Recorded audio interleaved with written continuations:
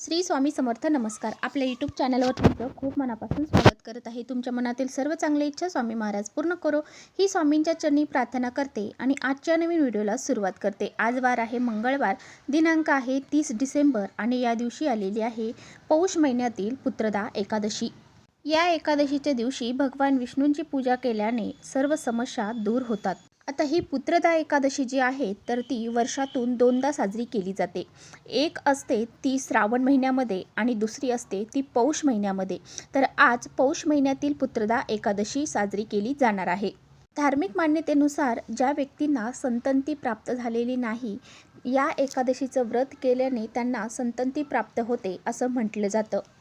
आणि जर ज्यांना मुलं आहेत त्यांच्या आईवडिलांनी जर आपल्या मुलांसाठी हे व्रत केलं तर त्यांच्या जीवनातील म्हणजे मुलांच्या जीवनातील जे काही अडीअडचणी आहेत त्या दूर होतात आणि मुलांची भरभरून प्रगती व्हायला सुरुवात होते. धार्मिक मान्यतेनुसार ही एकादशी खूप महत्त्वाची मानली जाते आणि म्हणूनच आपल्याला या एकादशीच्या दिवशी काही प्रभावी उपाय देखील करायचे आहे. या दिवशी व्रत तर करायचंच आहे, त्याचबरोबर काही प्रभावी उपाय करायचे आहेत. तर आजच्या व्हिडिओमध्ये मी तुम्हाला अतिशय प्रभावशाली उपाय सांगणार आहे. आज संध्याकाळी कापूरसोबत ही एक वस्तू आपल्याला जाळायची आहे. घरातील सर्व भांडणे, दोष, वास्तुदोष, नजरबाधा नष्ट होईल. घराची, मुलांची, पतीची भरभरून प्रगती व्हायला सुरुवात होईल. घरातील दारिद्र्य दूर होऊन जाईल. 60 पिढ्यांचं दारिद्र्य नष्ट होईल. इतका हा प्रभावी उपाय आहे. हा उपाय कसा करायचा आहे, कोणती वस्तू आपल्याला संध्याकाळी कापूरसोबत जाळायची आहे त्याबद्दलची संपूर्ण माहिती आजच्या व्हिडिओत आपण बघणार आहोत. त्यामुळे तुम्ही पुढे व्हिडिओ स्किप न करता शेवटपर्यंत नक्की बघा, जेणेकरून तुमच्यापर्यंत योग्य ती माहिती पोहोचेल. आपल्या चॅनलवर नवीन असाल तर चॅनलला सबस्क्राईब करा आणि असेच नवनवीन माहितीपूर्ण व्हिडिओ पाहण्यासाठी बेल आयकॉनला प्रेस करा, म्हणजे मी जेव्हा कधी नवीन व्हिडिओ अपलोड करेन त्याचं नोटिफिकेशन सर्वात अगोदर तुम्हाला भेटेल आणि तुम्ही एकही व्हिडिओ मिस करणार नाही. त्याचबरोबर खाली कमेंट्समध्ये ओम नमो भगवते वासुदेवाय नमः हे लिहायला देखील विसरू नका. व्हिडिओ माहितीपूर्ण वाटला तर आपल्या मित्रपरिवारांसोबत नक्की शेअर करा आणि पहा, व्हिडिओला लाईक नक्की करत चला. तुमचा एक लाईक हे मला खूप मोटिवेट करतो, म्हणून तुम्ही एक लाईक तर नक्कीच करत जा. आजच्या व्हिडिओमध्ये जो काही उपाय मी तुम्हाला सांगणार आहे तर हा आपल्याला आज संध्याकाळी करायचा आहे. आज संध्याकाळी कधी, तर आज संध्याकाळी 6 वाजल्यापासून ते रात्री 12 वाजेपर्यंत तुम्ही हा प्रभावी उपाय करू शकता. परंतु तुम्हाला जर 6 ते 9 या वेळेमध्ये वेळ असेल, तुम्ही घरीच असाल आणि हा उपाय तुम्हाला करणं शक्य असेल तर तुम्ही नक्की ह्या वेळेमध्ये करण्याचा प्रयत्न करा. कारण ही जी वेळ आहे ना तर ती घरामध्ये माता लक्ष्मी प्रवेश करण्याची वेळ आहे. या वेळेमध्ये सकारात्मक लहरी घरामध्ये खूप अधिक प्रमाणामध्ये जागृत असतात आणि या वेळेमध्ये केलेले उपाय हे खूप लवकर फळ देत असतात. त्यामुळे तुम्हाला या वेळेमध्ये करणं शक्य झालं तर नक्की करा. नसेल शक्य तर तुम्ही 6 वाजल्यापासून ते रात्री 12 वाजेपर्यंत तुम्हाला जेव्हा वेळ भेटेल तेव्हा तुम्ही हा उपाय करू शकता.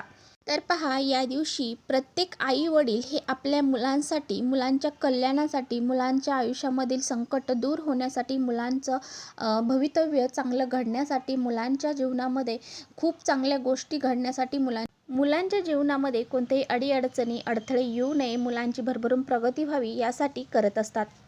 आपल्या मुलांसाठी हे व्रत तुम्हाला आवर्जून करायचं आहे. तर पुत्रदा एकादशीचं व्रत ज्यांना संतती प्राप्त झालेली नाही, म्हणजे ज्यांना मुलं बाळ नाही, त्यांनी आवर्जून करायचं आहे. आणि ज्यांना मुलं बाळ झालेली आहेत तर आपल्या मुलांच्या कल्याणासाठी हे व्रत करायचं आहे. तर पहा, या दिवशी तुम्हाला भगवान विष्णू, माता लक्ष्मी आणि बाल गोपाल जे आहेत तर त्यांची पूजा ही करायची आहे. आज संध्याकाळी पुत्रदा एकादशीच्या दिवशी हा उपाय ज्या घरामध्ये केला जाईल त्या घरामध्ये लक्ष्मी अखंड स्वरूपात नांदेल. आणि आपल्या सर्वांनाच माहीत आहे की भगवान विष्णू आणि माता लक्ष्मी यांना ही एकादशी तिथी समर्पित आहे आणि आज वार मंगळवार देखील आहे आणि माता लक्ष्मीला समर्पित असा असणारा मंगळवार आहे आणि त्यामुळेच धनप्राप्तीसाठी, लक्ष्मीप्राप्तीसाठी हा दिवस अतिशय महत्त्वाचा मानला जातो.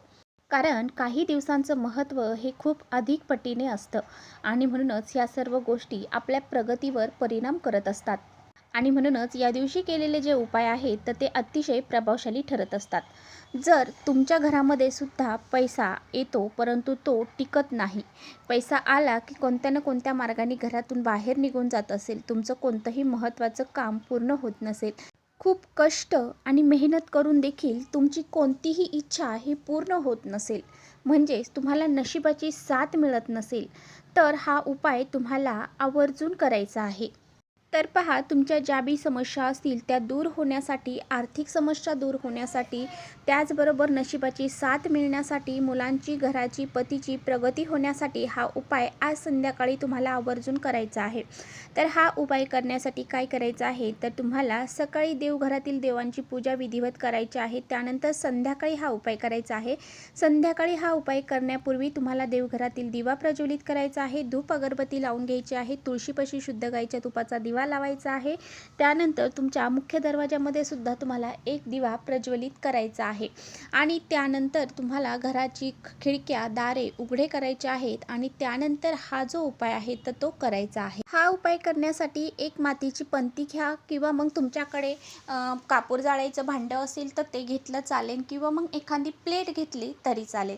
त्यामध्ये सर्वप्रथम तुम्हाला अखंड तांदूळ टाकायचे आहेत. आता मुठभर तांदूळ टाकले तरी चालते किंवा थोडेसे टाकले तरी चालेल.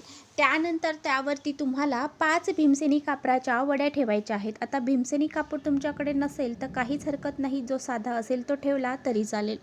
आता पहा, तुम्हाला काय करायचं आहे, तर तुम्हाला थोडंसं 1 ते 2 थेंब गाईचं गावरान तूप त्या ज्या काही आपण वड्या ठेवलेल्या आहे कापराच्या त्यावरती टाकायचं आहे. त्यानंतर 2 अखंड फुलाच्या लवंगा घ्यायच्या आहेत, त्यावरती ठेवायच्या आहेत. 2 अखंड हिरवी वेलची जी आहे तर ती घ्यायची आहे, ती सुद्धा आपल्याला त्यामध्ये ठेवायची आहे. आणि त्यानंतर तुमच्या हातामध्ये काळे तीळ चिमूटभर घ्यायचे आहेत.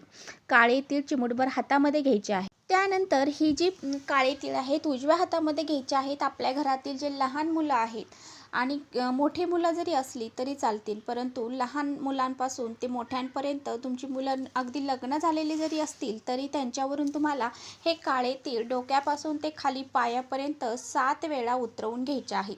त्यानंतर काय करायचं, त्यानंतर तुम्हाला तुमच्या घराचा जो मुख्य दरवाजा आहे त्या प्रवेशद्वारावरून सुद्धा तुम्हाला हे काळे तीळ 7 वेळा उतरवून घ्यायचे आहेत आणि त्या भांड्यामध्ये टाकायचे आहे. ते भांडं घेऊन तुम्हाला तुमच्या देवघरामध्ये जायचं आहे आणि प्रज्वलित करायचं आहे. आणि प्रज्वलित केल्यानंतर ओम नमो भगवते वासुदेवाय नमः, ओम नमो भगवते वासुदेवाय नमः या प्रभावी मंत्राचा लगातार जप करायचा आहे. थोड्या वेळासाठी तिथेच ठेवायचं आणि नंतर तिथून उचलायचं आहे आणि संपूर्ण घरामध्ये त्याचा धूर तुम्हाला फिरवायचा आहे.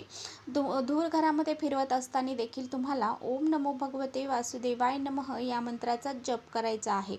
त्यानंतर ते भांडं घेऊन तुमच्या घराचा जो मुख्य दरवाजा आहे त्याचा जो उंबरठा आहे त्याच्या मधोमध ठेवायचा आहे. तिथे काही वेळासाठी ते भांडं तुम्हाला ठेवायचं आहे.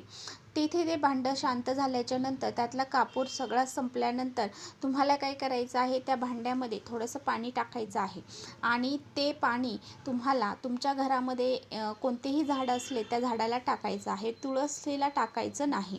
तर अशा पद्धतीने हा अगदी छोटा आणि साधा सोपा उपाय आहे, परंतु अत्यंत प्रभावी आहे.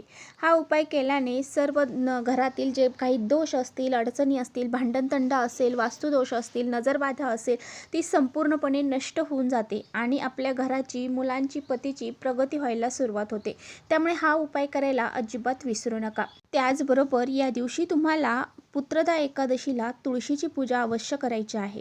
कारण एकादशीच्या दिवशी तुळशीची पूजा केल्याने भगवान विष्णू आपल्यावरती प्रसन्न होतात, माता लक्ष्मी आपल्यावरती प्रसन्न होते.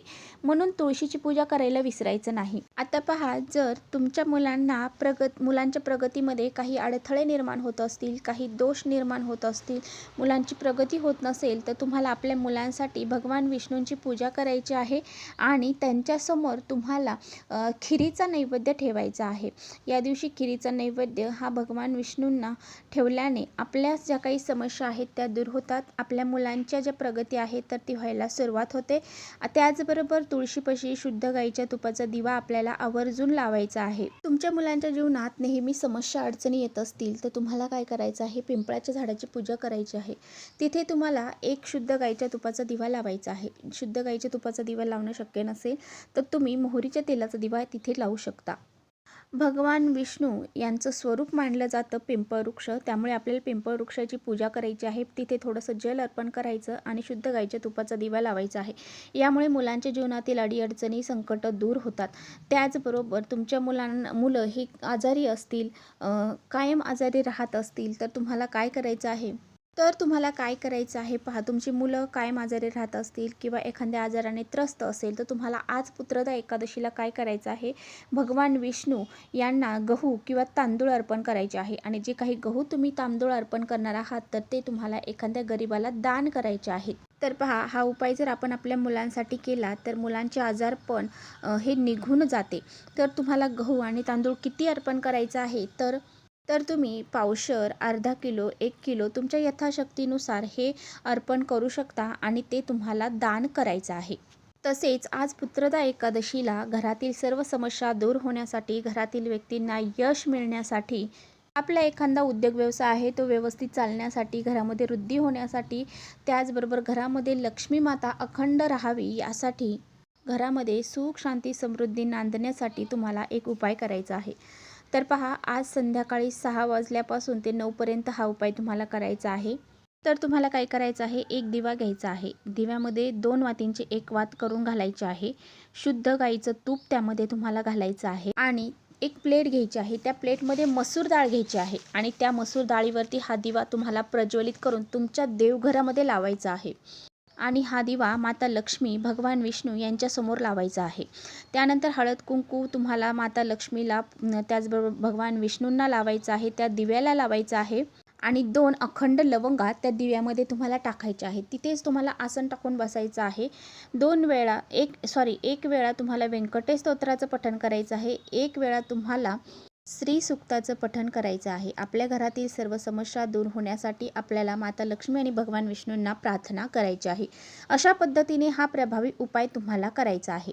आणि दुसऱ्या दिवशी ही मसूर डाळ तुम्हाला शक्य असेल तर तुम्हाला घरामध्ये यूज करायची आहे. नसेल शक्य तुम्ही गाईला खाऊ घालायचे आहे.